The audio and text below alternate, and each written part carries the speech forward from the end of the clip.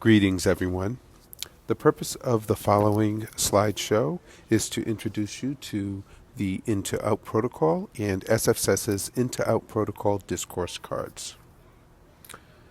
To start out, I would like to introduce our guiding essential question: how might structured, reflective discourse increase engagement and help create a bridge between healing and learning?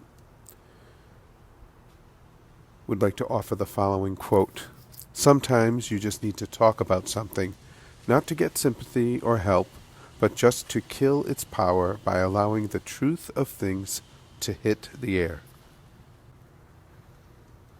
The objectives for this PowerPoint over the next 12 slides is to introduce you to SF-CESS's In2Out cards so that you may deepen your understanding of reflective processing as a necessary condition for increased student engagement with each other and with content, and also to increase your knowledge for crafting and facilitating In2Out questions intended to support students to process and heal from barriers in order to make deeper meaning of academic content.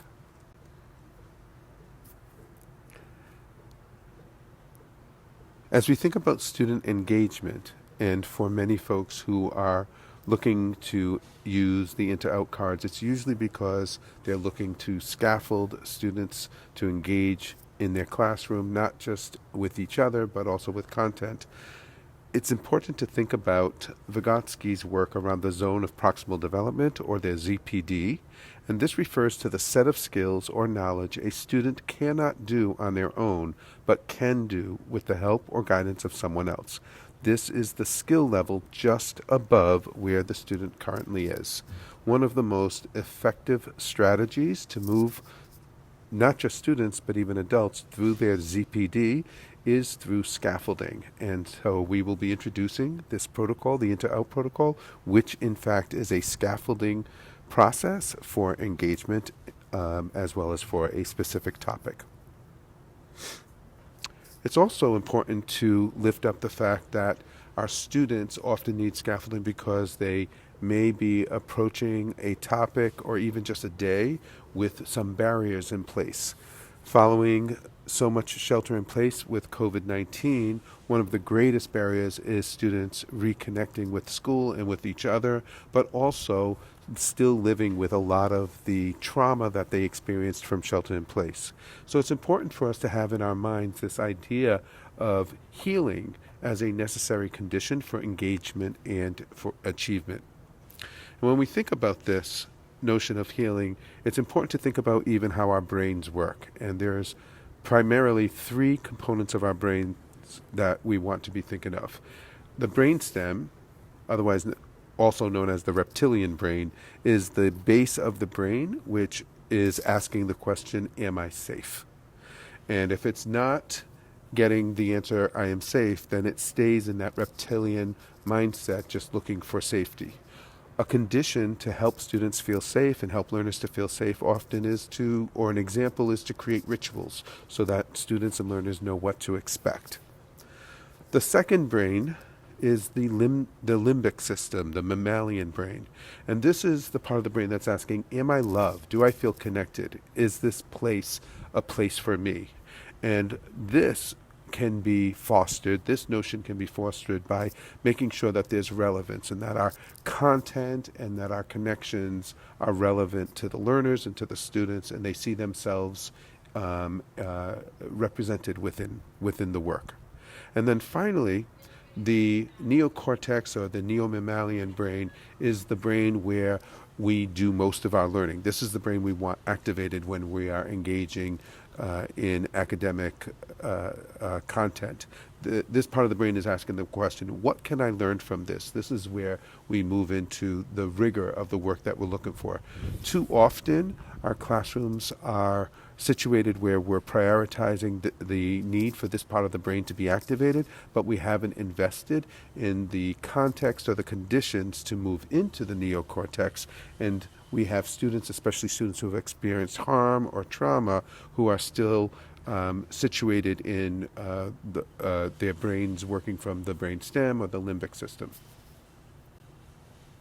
So There are many ways of fostering a classroom or a learning environment that allows learners to move continuously through places where they can recognize that they are safe, that they are loved, so that they can learn. Protocols are structured conversations that can, when intentionally designed this way, allow for equitable engagement. And when we talk about them being designed this way, it's important to recognize that protocols need to be scaffolds, meaning that we want to gradually remove structures for more complex patterns of participation. When we have protocols or structures in place as the be-all and end-all of rules, we will sometimes limit the opportunity for people to learn in different ways. And so it's really important to recognize that protocols are scaffolds and are intended to be practiced for when those protocols are not in place. That said, it's important to think of protocols as the floor and not the ceiling of structured discourse, that we're trying to create learning environments where students and learners are engaging in types of discourse that allow them to question, make meaning, etc., but oftentimes haven't developed the practice or those skills and need that through protocols and norms and reflection and debriefing, etc.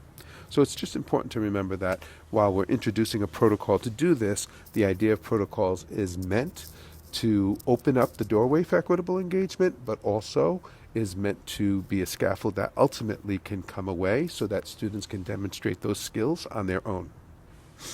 Finally, protocols should be informed by cultural proficiency, regardless of topics and participation styles across difference. And when we say across difference, we mean specifically across difference from dominant culture patterns. And so we want to always be asking ourselves, regardless of what the protocol is this protocol fostering cultural proficiency? Is it allowing us to hear more equitably from those students and learners that we traditionally don't hear from? Is it allowing students and learners access to processes and learning styles and learning opportunities that otherwise might not be in place? So we want to bring a critical lens and some critical judgment to our use of protocols. So we are going to introduce a strategy, a protocol for increasing engagement, and these will be used along with your In2Out discourse cards or your discourse decks that came that should be adjoining or accompanying this PowerPoint or this presentation. So this protocol, the In2Out protocol, originally was designed for advisory teachers who wanted to deepen the knowledge of and the connection to their students, to current events, and classroom content beyond advisory. The idea of this protocol, as mentioned earlier, is meant to increase student engagement and student discourse by scaffolding both structure and content. And hopefully you'll see when we review a couple of examples how there is a parallel of how we're scaffolding both the content and the structure to move from individualized reflection to some meaning making to more provocative discourse. And there are three parts to the In2Out protocol: the in, the to, and the out. And so the in, the first part of the protocol, is where, again, there's an individual reflection time where people are just doing some individual writing, and the prompt is more personal and connected to a personal experience. The to reflects either a pair share or sometimes trios, depending on the numbers. And this is where we're extending the meaning making. We're extending that personal experience to have some meaning making, but not just in isolation, but with one or two other peers. And then the out represents a group discussion. And a group discussion could be a small group at a table. It could be a whole classroom. It could be a Padlet on a, if you're working virtually. But it's a whole group discussion. And you extend the meaning making to that of a larger community topic or community issue. It also could be a chalk talk. So let's see what this might look like. And again, if you have your cards already, you can even see some of the prompts that are included in the card decks. So an example, if we wanted to give about 20 minutes, let's say we were preparing a class to develop some norms, or we're reflecting on the norms, the classroom culture, We might give 3 minutes or about 3 minutes of a written reflection for the in, and this is a personal reflection. And we ask students and learners, describe a time when you faced a challenge that seemed overwhelming, but you successfully faced it and survived. From there, when that's done, we would ask people to move into either pairs or trios and give them about 4 minutes for the two part, where we ask, what are you good at when facing and solving life challenges? Where or from whom did you learn to be strong in these situations? A lot of times at this point, people will say, do we have to answer the first question out loud first? And the idea is no, that first question was just for your own reflection. You can choose to share from it, but it's really, you're just building on that flow. And the same thing is happening when we move to the out. You're building on what was said, so you don't have to repeat anything unless you feel like it's relevant. And the out might be a 13-minute group discussion as a whole class or as a table. And an example of an out question in this case or for this topic would be, in this class, how can we use our strengths to support each other when times get rough? So hopefully you're seeing and feeling how that evolves, how this is a scaffold of both process and content.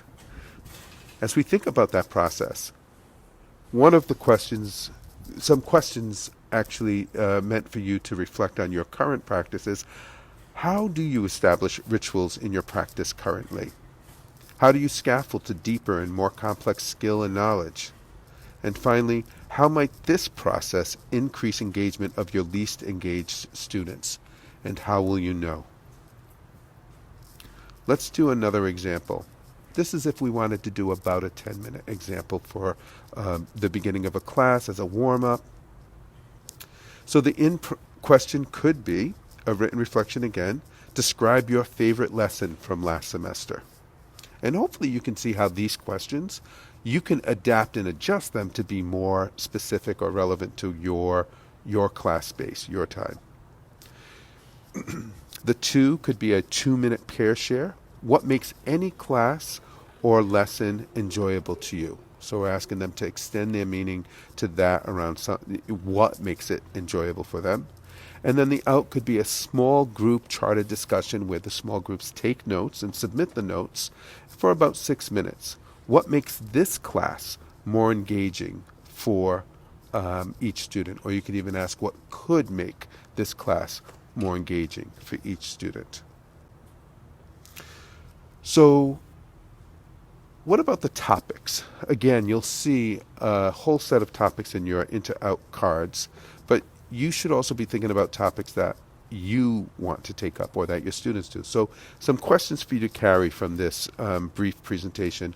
What are other topics that your students might benefit from exploring? And if these are not in the In2Out deck, what scaffolded questions might support your students to move from reflection to meaning making to discussion?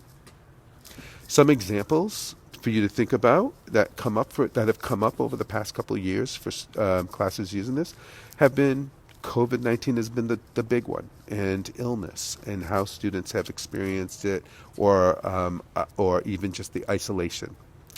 Racial unrest, or just the larger topic of race. U.S. policy and politics.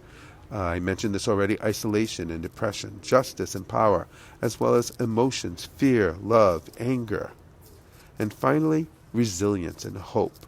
We oftentimes will focus on the barriers and not recognize that we can also focus on the barriers by talking about some of the ways of facing those barriers.